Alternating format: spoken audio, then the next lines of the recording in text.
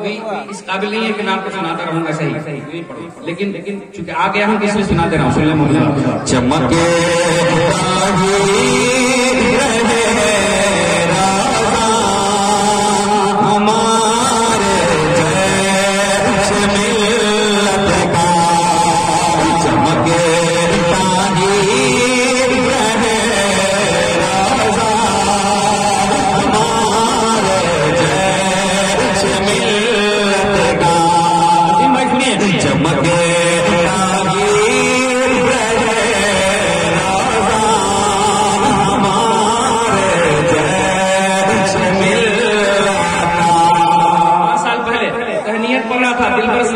लेकिन हुजूर सामने मौजूद थे। हुजूर शेर नेपाल की चेहरे की ज़ियारत करते हुए पढ़ रहा था। नसीबी है कि हज़रत हमारे दरमियान नहीं है। दुआ करें अल्लाह पाक हज़रत के फैज़ान का बादल हम तमाम इज़्मात के सरों पे सलामत रखे। समाज के लिए चमके